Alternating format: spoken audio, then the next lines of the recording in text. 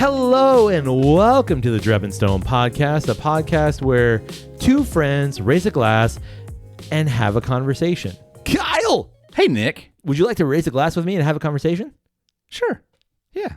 Good, because if you said no, it'd be a very short episode this week. Well, no, it'd still be the same length. It's just you talking to yourself the whole time. Listen. Now I'm going to get out of here, man. I'll see you later. Okay, well, I mean, I don't want to do this by myself, but I could. Yeah, sure. I have no doubt. My problem is, so that everyone knows, is that for the most part, you're the one who comes up with the topic. Not entirely true. I would 9 times out of 10, you come up with the topic. Okay. And We brainstorm it. Fair. But really, it'd just be me talking about the same stuff every week. Right. So weather. Grass. Right. Is the grass growing? Right. What book am I pretending to read right now? Oh, man. I finished Catcher in the Rye. Did you really? Yep. Yeah. And thoughts? At this point, like months ago.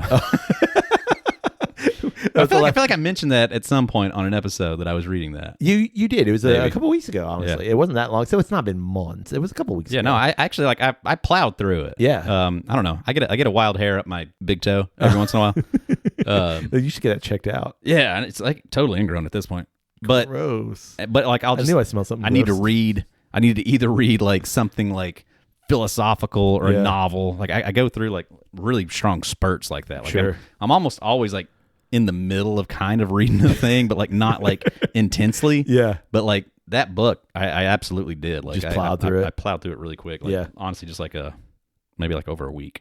Wow. But could have actually like read it honestly. Like it's a really simple read. Oh yeah. Shorter chapters and stuff. Like could have absolutely like crammed it in a weekend kind of a thing. Oh, for sure. If I'd have had the time to do it. Yeah. Or if you were on a plane, you could just read it in a plane ride. Yeah, that kind of thing. Easy. For sure.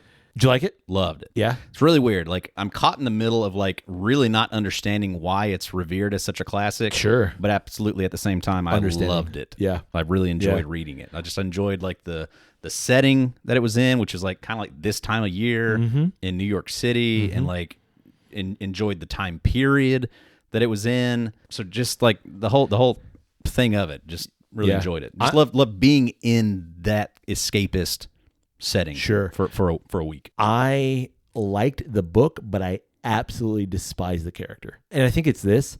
I did not read The Catcher in the Rye as a teenager, which I think is the right age to read it. But I don't know if you would understand it as much. Yeah. But I think like most people fall in love with that book because it's like standard like 9th grade-ish reading. Right. But I found the character to be really annoying. But I like everything that surrounds it. Yeah. So like I think you find that character annoying just as like you would find yourself very annoying at that age now. 100%. It's exactly right. You know? Yeah, absolutely. Yeah. And so like I like what that like novel, I would look back at myself at that age and be like, you naive little shit. Yeah. Like exactly. God, like you're what are you why What are you doing? Like get your act together. Correct. I like the book itself. I just don't like Holden Caulfield at all. Right. And so like I have a very mixed kind of relationship with it. Yeah, I don't know why, but I absolutely loved it. I even had the thought, and like I felt really stupid for having the thought afterwards of like, man, like why did he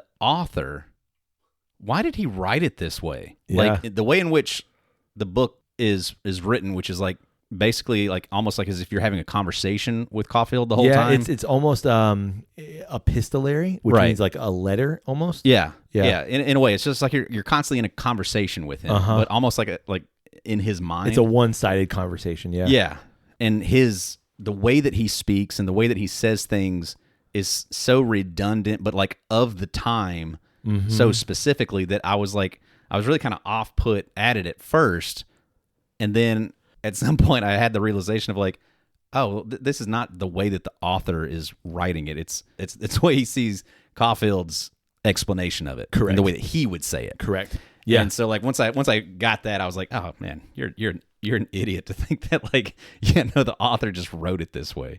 No, he's writing it as if the way that he would see Caulfield writing or saying it and whatever. But it did take some getting used to get past that. But no, I absolutely really enjoyed it. I recommend it to anyone who has not yet read it, or if you only read it in high school, I would say you need to read it again. Yeah, because it's an interesting exploration into teenager just a weird weekend, and certainly I think like that's like why it was kind of so interesting to me. Just like have so specifically a strange weekend as a 17-year-old in the 40s, what that was like, and like how dramatically different that is to today. So like just to be able to read an account of the activities of a 17-year-old boy at that time period in comparison to today is, I think, I'm sure that's part of why I enjoyed it so much, was just like it was such a refreshing take on society kind of a thing. Agreed. I love what a rediscovery of a book or an introduction of something like, you should have read this. Because honestly, you should have read this as a high school kid, right. Maybe late middle school. And it's interesting, like when those things like pop up again and like, oh, I've never done this thing. Right. And like, oh, there it is. Yeah. Like that it was something like, it's been referenced enough in like, other media and pop culture and things that like, it was just one of those books that like, I was at the bookstore with my kids and, we picked out a few things and I saw that and I was like, I haven't read it. Want to read it. Right. Let me read it. Done. Did it. Cool. Enjoyed Check. Oh, speaking of checking things off. Yep. Should we drink something? Yeah. We have 4 glasses in front of us that have no liquid. They should be checked off. Okay. Well, containing liquid. What liquid would you like to put inside glasses? I've selected for us this week, Nick, a little fancy bottle by the distillery known as Talisker. I've been there. Yeah. Where is it located, Nick? It is located on the beautiful Isle of Skye in northwestern Scotland. Yep. Was it a lovely distillery? It was. Did they have a gift? Like, did they have a visitor center? Yeah, they definitely had a visitor center for sure. They did. It is a small distillery. Okay. And I've heard rumor, and I don't know how much this is true. Yep. Hence, also maybe playing into our episode because I've seen some articles that they're shutting Talisker for a little while. Talisker is Diageo. Yep. And in order to like expand and make it a little bigger, but I got to be honest, I don't know how. Because where it's located, like there's not much room for expansion. Right. So I don't know how they're going to do that. But I've heard rumors. I don't know how true those rumors are. Interesting. But yeah, fantastic. We did a whole tour, had a great tour guide, sampled a bunch of whiskey. Then we went up the way, high-fived some sheep, and then ate some beautiful Scottish oysters and fried fish. Yeah, on the mutton. That's cool, man. No, we didn't eat the oysters on the sheep. We went up the hill and high-fived sheep. On the mutton. Uh-huh. Right on the mutton. What? I understand what you're saying. You gave them a high five on the mutton. No, a sheep is mutton. Right. Yeah. But isn't it their loin slapped them on the ass is what I was getting at. No. You had to break it down for me. I'm sorry. I'm a little slow today. All right. Am I wrong? Maybe I'm wrong. Maybe the mutton's there. No, I think like when you say mutton, like mutton is an older sheep. Like you can get lamb, for sure. Yeah, you can get leg of lamb or shank of lamb, right? Or like ass of lamb, I guess. Right. I've always assumed like the mutton was like the loin. I don't think so. No. I could be so wrong. Any part of the sheep. Yeah, because like if you say like mutton. we're eating mutton, it's an older sheep, right? And so like, do you like lamb? I love lamb. Yeah, me too. Have you ever had mutton? Nope. It's like lamb but funkier. Right. Yeah, it's more. I feel like I'd love it. It's more lammy. Yeah. Oh yeah. It's for sure. I love that. Knowing you, like I know you would. Yeah. Give me good souse meat. Exactly. Yeah. A little head cheese. Yeah. A little gelatinous. Yeah. A little Vienna wiener, which has not that flavor at all. It's a different flavor. Anyway, let's drink some whiskey. Okay. From Talisker? Talisker. Yeah. This. So we've featured I believe last year, probably right around the same time. We featured a little bottle of the Talisker 8 special release. The 2021 release. The 2021 release. Right. Beautiful little purple dragon on it. We're doing it again? Well, we're gonna feature it in this episode also alongside their special release from 2023. Oh. That I picked up across the pond on travels this summer. Interesting. Yeah. I love, as I've already said before we talked about mutton, I love some Talisker. Yeah. In that Diageo pantheon of all their different whiskeys, like Talisker is, I think it situates itself nicely enough that like it's got a little bit of that peat. Yep. But it's also got a lot of those nice like coastal and Highland notes in it. Like it just encompasses everything really well. I couldn't say it better myself. That's exactly it. It is a blend of, I think, the Isla style that we like, right, and some of the Highland style, Speyside style that we like. For sure, it's a nice marriage of the two because you can't say blend. Oh, yeah. But so the reason I did pick up this bottle, it's not the reason because I didn't realize until I got home. The reason this one's cool, though, for me specifically. Yeah. So this was at the airport in England. Okay. And it was an incredible price. Yeah. It was like on sale or something. Like, Wow. I got it for like, I think like 45 euros. Whoa. Like, it was nuts. And I was debating between, like, I think that day, like, I sent you like pictures of like, here's what I'm looking at. And I was like, I can't not get that. Like, that's way too good of a deal. Yeah. What's so cool about it, though, is that this, the 2023 special release, the one that we're featuring here, it's their Talisker single malt finished in a combination of ruby, white, and tawny port casks. Oh. Which are from Portugal. Yes. And so it was really neat when I realized it afterwards that this is a Talisker finished in Portuguese barrels Because I went to Portugal. That's right. On that trip. And like, Yeah. that's such a cool thing. That's so cool. I was so giddy when I figured that out once I got home, because it was, I mean, I spent a long day in Portugal. And was off the boat for as long as I could be. Really enjoyed it. But yeah, so that's what we're gonna do. Yeah. So figure I still got a little bit of this the 2021 release. Okay. We can kind of put them together, see what we think. Let's do it. We did, man. You know what? This is 2 episodes in a row Of Scotch, first of all. yeah, Because it's, let's be honest, it's that time of year. and of trying an old version that we've had Yeah. and a new version we haven't. Yeah. This is a dangerous precedent we're setting. I know. Here we go. Do it. That's a new bottle. Thank you, sir. One for yourself. Start here for a second. See what we think. So which one are we starting with? We're gonna start with the 2023. Okay, the new one. Yeah, let's try this new one, see what we think about it.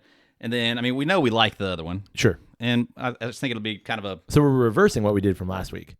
I don't think that's a bad idea. Not really a reverse. Yeah, no, because with the last week we did the original one first. Right. We don't have an original is what I'm saying. We've got 2 special releases. Oh, I see. Okay. So I'm not seeing these necessarily as like comparing it to the original. Oh, okay. I'm with you. Because this isn't the original. This is still a special Release. Yeah. Okay. Color-wise, to look at the 2, you wouldn't think they're could possibly be from the same distillery. No. They're so different. No. Which tells me, and this kind of goes against what we said last week, that the barrel here is imparting so much color. Yeah. I didn't hear an age statement. Did you give me an age statement? I did not. I would imagine it's still 8-year, but it doesn't say anywhere on the bottle that it is. It that's might okay. be On the canister. It's very dark. It's touching bourbon dark. You're not wrong. Yeah. It's dark. Especially compared to the 2021, which is Pinot. yeah, like Light straw. super light. All right, on the nose? On the nose. Oh man. Like a really deep breath really goes into like some just like dank wood, but like clearly like being influenced from some sort of a wine natured barrel. You've not had this experience, but having walked on the Isle of Skye Yep. and walked through a heather patch field, I walked up the side of a hill. Right. Okay. And you're walking through grass. We call those mountains in Alabama. Yeah, they probably call them mountains on the Isle of Skye as well. It was a hill. Yeah. I walked up a hill and like you kind of get, it comes up like maybe mid calf or so, like the grass does. Right. Like that's what it smells like to me. There is like an earthy woodiness, but like sweet. Yeah. Like if that were in a grape field, a vineyard, Right. Great pasture. Right. And there's some winey notes for sure, but I don't know if I would. First of all, I don't think I'm well versed enough to say like, oh, that's a port note. Sure. It's wine, but it's not as pronounced as some of the. It's not to me as pronounced as like the Craig Allergy from last week. Where like, oh, there's a wine note. I think I would certainly pinpoint that it's not white wine. Sure. It's definitely in a darker realm. Now that I go back to it, I'm getting like dark honey too. Yeah. So like maybe that's where it is. What was the like ABV? 59.7. Oh, okay. I'm shocked by that. 119.4. Woo. You don't get a whole lot on the like. There is proof there. Yeah, but it's not 119.4 proof. Yeah, it doesn't like curl your eyelid. No, from like not at any like nowhere close. Yeah, no, like you can take a deep breath. That's dangerous. I'd love to be like there is like a specific fruit, and I'd love to be able to say like, oh yeah, like you get that apricot. I don't know what it is because I don't know my fruits that well, but it is like a preservey, jammy. Agreed, but it feels like maybe like a plum. Yep. All right, let's do a tasty taste. Sure. Whoa, man, slap a Pete. Like That's not a Papa Pete. How does that? How's it hidden? Yeah. How's it that hidden? Yeah. Right? Wow. Oh. It was. Did you smell peat at all? That was not a thing that we said. How in the hell? That is closest we got to is dank, earthy cask notes. That is so bizarre. That slaps you with peat. My gosh. Yeah. Like that is a Pete got a little ornery and just came over and slapped you. Yeah. How is that even possible? I know. And like even still going back to it. Yeah. It's not there. It's not on the nose at all. Talisker, how did you guys do that? Because like normally that is the prominent note. Whoop. Prominent Pete. Yeah. Like that is I've had 2 sips and that's it. And it's interesting too because it's sweet peat. Yes, yeah. You know, like I can't really think of anything else where it's like usually that peat is kind of like it's paired with bitter, astringent, and it's paired with like maybe like a sour kind of thing. Yep. But this is like sweet peat, almost like a smoky port wine. Yeah. And it's got to be, man, it's got to be the port. It's got to be that wine that's like, it's tamping the peat down on the nose. Yep. And then like accentuating it on the palate. It's got to be. I am gobsmacked, man. Like that is fantastic. And that's spicy, like really peppery spicy. Whew. Yeah, for sure. I just had this thought. Yeah. Before we had gotten to Portugal, I had talked to somebody that was from there. Was talking about how excited I was to go on this trip because we were going to get to go to Lisbon, and that person said, make sure you get the liqueur from Lisbon. It's like it's what they're known for. Like it's I would imagine it's probably just like a little something that they have they sip with fish or whatever. Yeah. And as we were nosing this, I remembered, oh shit, yeah, I've got that. I bought a bottle of that, and this dark note that I've got is I'm wondering if maybe it relates to this. It's called Ginja? Jinga? T Ginja? T Ginja. T-I space. Yeah. Ginja. Yeah. There it is. Yeah. And I had some while I was there okay. with some nice little like fried sardines, and they're delightful. But it's a cherry liqueur. I like cherry. Yeah. So we got some in our Glencairn? Yeah. Got a little bit here just to kind of see if maybe that's something that's like relating here. Interesting. Just that dark red fruit note. On the nose, like it's very much like kind of cherry cough syrup. Yeah, but touch of that. I don't think it's far off what you just said. Like there's some note in there. I want to go back to the Talisker. Yeah, it's related. I feel like it's related on the nose. It may be completely off on the palate. Yeah, it's pretty close. Yeah. Interesting. All right, what are we doing? Just a little sippy sip. Okay. Ooh, that's very sweet. Yeah, there's like an interesting like bready, crusty thing happening. Like beneath, obviously, like an immense amount of sweetness.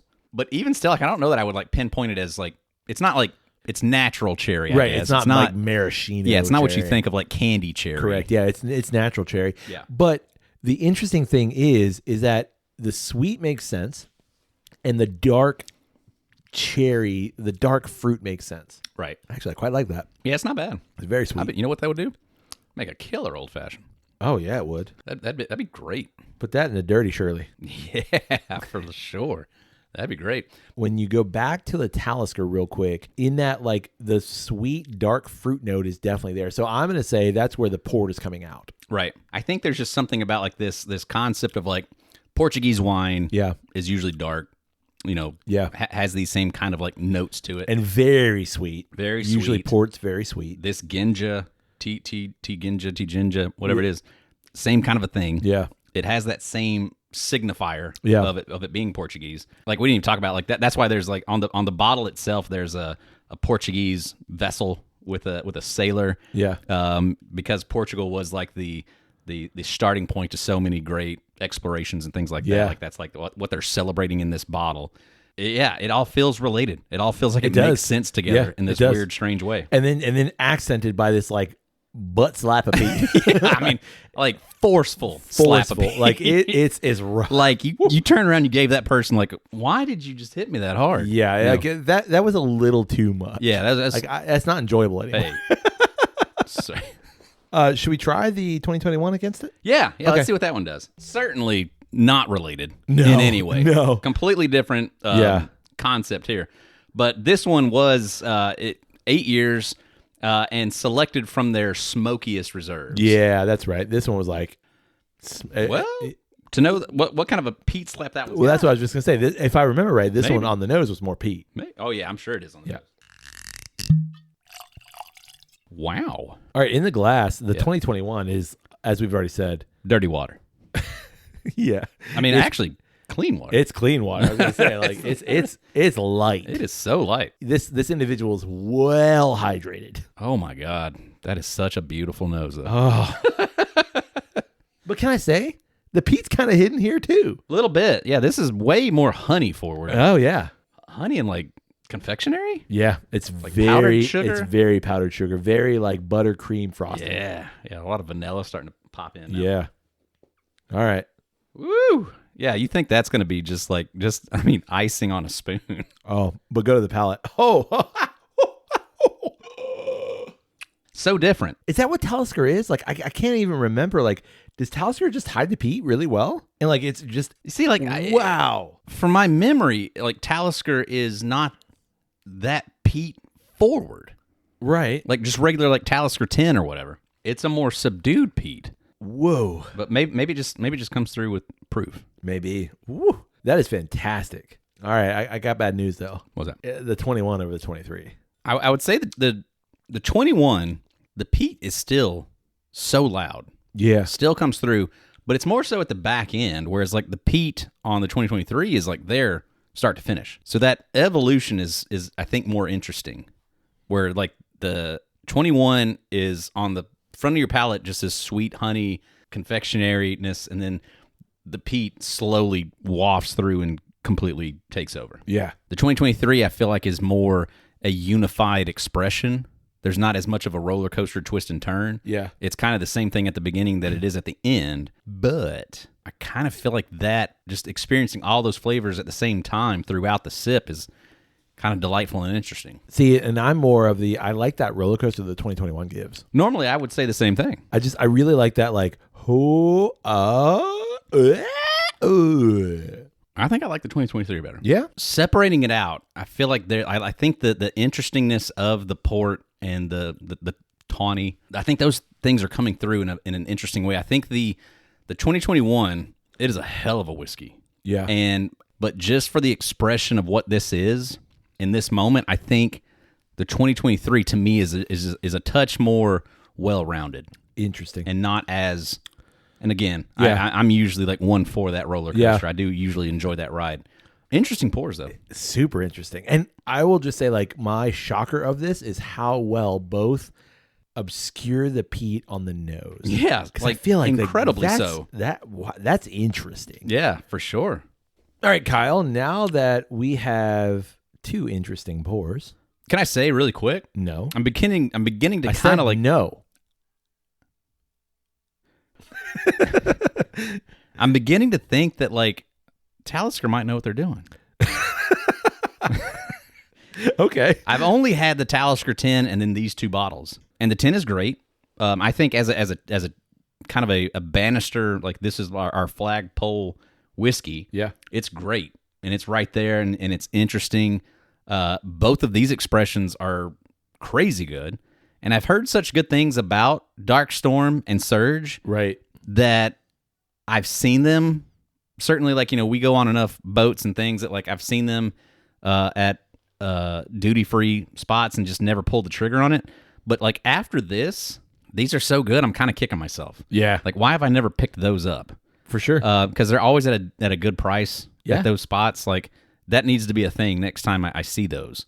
Like, this is just delightful. And it kind of makes me want to go ahead and just go all in on Talisker. I need to try everything now. I feel like it's one of those, like, not that it's hard to find here, because I don't think it is, but it's almost like a sleeper brand. It's like Diageo is like, okay, our big brands are this, but also like, here's Talisker. They're out there in the northwest of Scotland doing the thing. Just doing their thing. Keep it quiet. Yeah. For those of you who know. Yeah, for sure. But I think Talisker might be that'd be my running bet, is that's going to be the pick. Obviously, like Lagavulin might be right up there, but there's something with like that sweeter smoky Scotch. Sure. Whereas like Lafroig being so bitter and dark and smoky. Yeah. Ardbeg, I think, is kind of in that same realm. I'm gonna say the Talisker is the sleeper because the Talisker doesn't have all of the peaty notes on the nose. Because like you open a bottle of Freud and everyone's like, who's putting Band-Aids on? Right. You know what I mean? You open a bottle of Lagavulin and you're like, it's darky smoke in here. Yeah. But you open a bottle of Talisker. Oh, that's pretty. And then you like try it. You're like, oh my God. Oh. Yeah, fantastic all around. And I think the Talisker is one of those distilleries that's like, in some ways forgotten, at least here. Because it's not one that you hear a lot about, right. But everything I've had, I've enjoyed. Yeah, this is a great lineup. Agreed. Man. Now that we have two great pours, Kyle. Yeah. What do you want to talk about this week? You know, we've certainly discussed the implications of AI. Oh, you know, whether it be actually some of our like biggest downloaded episodes. Yeah, for sure. Well, I mean, you know, everybody's talking about it, certainly, and it's easy to see all the benefits and like the crazy amazing things that AI can do that are just absolutely mind blowing to those of us born before 1990. However, it's also, I don't think, hard to see the negatives of it and see the downside to AI. Sure. And I came across a very clear example of that for myself recently. Ooh. Which was on Facebook, was flipping through my feed. And I mean, first of all, Facebook is such a shell of what it once was. Like it's not even the same thing. But you know, it's so much just articles and stuff now. And came across an article, and it was the first time that I was faced with an article that was so clearly fake and not written by a human. Wow. Like it struck you. Yeah, that it was just like, what? Like even just like the clickbait aspect of it. Like the title of the article was essentially a coach was being fined a large amount of money that didn't make any sense whatsoever for anything that could have possibly been done on or off the field. Yeah. You're talking about football? Indeed. Okay. American. Okay.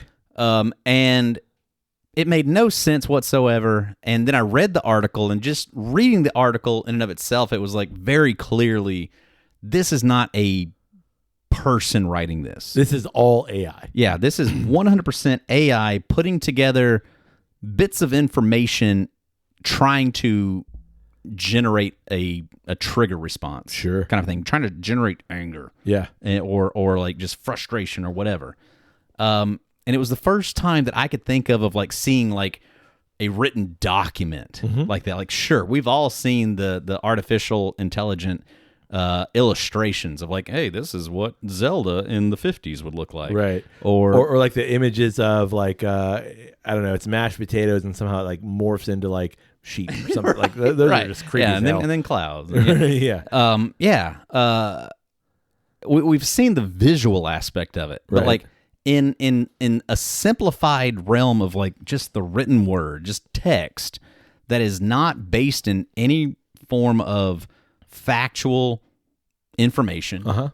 That's all built on information, or not information, but just written in a way to try to trigger a response. Right. Was very sad and frustrating. Jarring? Sure. Yeah. Yeah, that's a good word. Like like as I'm reading it, like at no point was I ever triggered by it. Right. Because like I said, like what? The title was so bizarre and crazy and in and of itself made no sense that as I read the article, I'm just like, this is clearly not from a person. This is clearly a bot. Sure. That's out there making this false narrative and trying to get a triggered response. But you just said something that most people would not do. Which is? Read the article. Oh, yeah, for sure. You know what I mean? Like the point of an article like this, like obviously it exists. And you said it's clickbaity. It's there to cause angst and anger. But like most people aren't even going to read the article. They're going to read the headline and go, what? That's crazy. Move on. And then but I think what the point of it is try to get you to go into that comment section. Oh, for sure. And start engaging there. Correct. And most people will do that without actually reading the article. Right. So in some ways, it's like, yeah, of course, it's done the thing that it set out to do. Right. It's got, and it will get people to do the what? what? That's crazy. Let me go comment. Right. Without reading the article. Or like, let me go straight to the comments and see what people are saying about this thing. Right. And like, have you noticed the thing now? I think it's just on Facebook that I've noticed it. But where like Facebook Meta, when you go into the comment section first, there's this new now paragraph up at the top that is flags it. Well, it's not a flag. It's just like, hey, here's the gist of what people in the comments are saying. I haven't noticed that. No. Yeah. Interesting. Yeah, it's like here's the most people are kind of saying this about this while other people are saying this.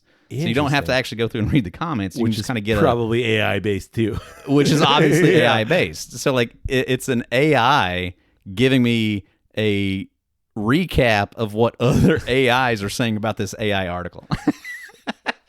It's like AI Inception. We're on Facebook. I'm from Alabama. Yeah. 90% of my Facebook feed is college football.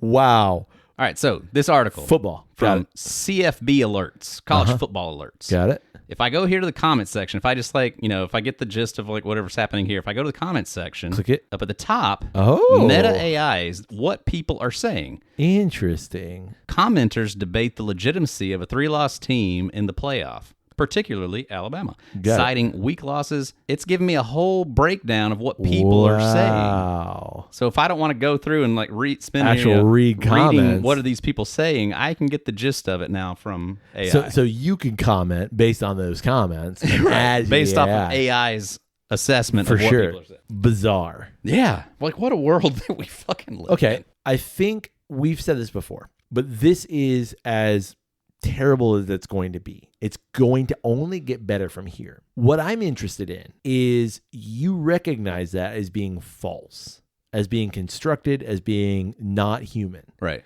And that comes from a well-educated individual. Time out. What did you just say? What? You think this is as bad as it gets? Yeah, it's only going to get better from here. AI will only get better from here. Oh, okay. Yeah. I don't know. Did I say that incorrectly? No, just the way that you said it, I thought you were saying that like to me, like what makes this bad is that it's terrifying that the situation of people absolutely accepting it. Absolutely. And so like to say that like it'll only get better, I was like, no, I think it's gonna get way worse. I'm saying AI will only get better. AI will only get better. Okay. Yes. So the fact that you recognize that a multiple degree educated individual right. who reads a lot, who understands written word. Right. Cool. Yeah. You recognize this article is silly. And there's no reason to take it in any other form. Correct.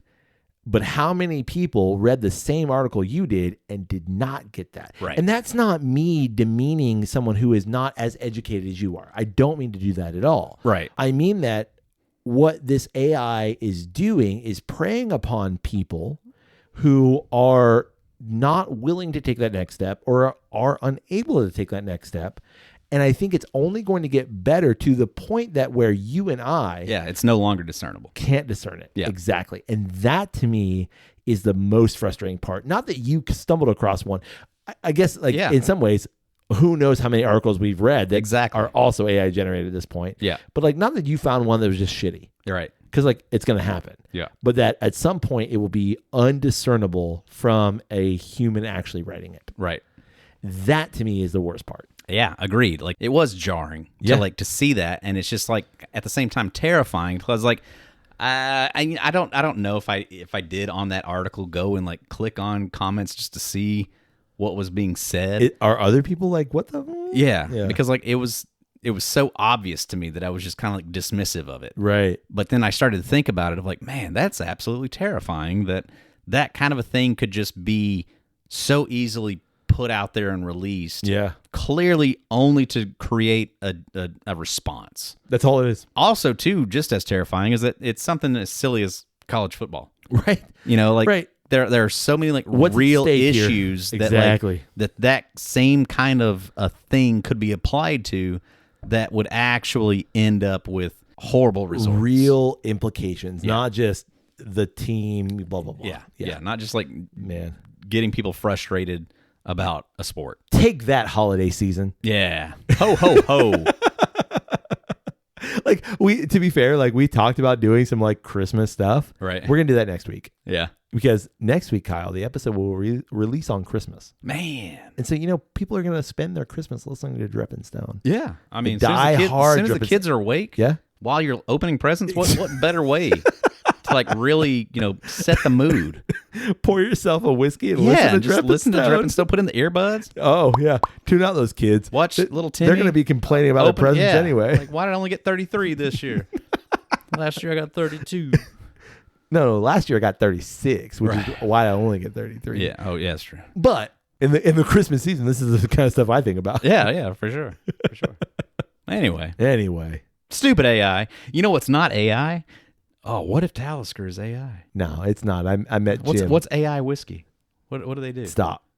What do they do? Stop. That's when we quit. Oh, That's man. when we quit. We won't know it, though. I think at first we will. We'll be like, what is this shit? Step and Crone will come in and start taking over our job. Fine. Yeah, you can have it at that point. Do what you need to do, Step and Crone. Kicking Nile. I don't like those guys. On that note, you got anything else? No. I've finished all said whiskey. Yeah. And conversation complete. Good. It's 1 week till Christmas, and I've got some more shopping to do, and I know you do too. So do you want to go hand in hand and go shopping? Okay. All right. Why not? Let's wrap this up, and then we'll go. Okay. Well, we'd love to know, what do you think about the Talisker special releases? Yeah.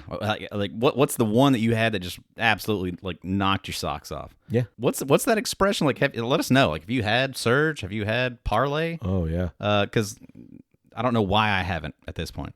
I'm a little ashamed. That's okay. We're going to go rectify that because we're going to go get Christmas gifts. But we're going to, honestly, we're shopping for ourselves. Well, I'll buy you something, you buy me something. You know what I'm saying? I do. What we can do right quick. All right. We'd also love to know, have you come across an article or Facebook or Instagram post, social media that was very clearly AI, and what did it do to you? Like, how did you notice it? It was just outlandish, or did you actually read it and you're like, wait a second? Yeah. Did you kind of buy in for a second? Yeah. Like, wait a second. Oh, wait. No, this isn't real. And let us know. That way we can write to the company that is putting out that crap, and we can cease and desist. We'll get the Drep and Stone lawyers on it. Listen, you don't want to mess Mighty with those fine guys. lawyers right there. Yeah. The lawyers. They practice law. Not lawyers. They don't practice the law. Yeah, they're lawyers. Yeah. Slow talking. Correct. Whiskey drinking. Lawyers. I saw my cousin Vinny. I know how this shakes down for sure. Wasn't that set in Alabama? I have no clue. You've never seen? Have you not seen? I mean, obviously I know the movie. Yeah, I've seen bits and pieces. I think but I've Fred never, Gwynn is the lawyer, the judge, or the lawyer, the judge. The lawyer. Fred Gwynn. No, he definitely is a judge. Yeah. No clue. Oh, well, I don't even know who that is. That's okay. Oh, Fred. Yeah, Tennessee. You know, Tennessee. He was a senator. Herman Munster was a senator. Nope. Okay, Talking about a different guy. there you go. There was an actor, very famous actor, in a bunch of stuff, who was like a Tennessee senator, and then when he was done, he acted a bunch. Anywho, Cool. On neither that here note, nor there. On that note, you can get in touch with us through email. It's drepandstone@gmail.com. You can also get in touch with us through social media. One word, Drep and Stone, DREP and Stone. Come find us wherever you can, look at socialized media, and you'll see some of our stuff. Sure. And I have 2 words. Support us. Ah, good one. Hey, buddy. Hey, buddy. May your glass overflow. And your ass never show. Cheers, buddy. Cheers.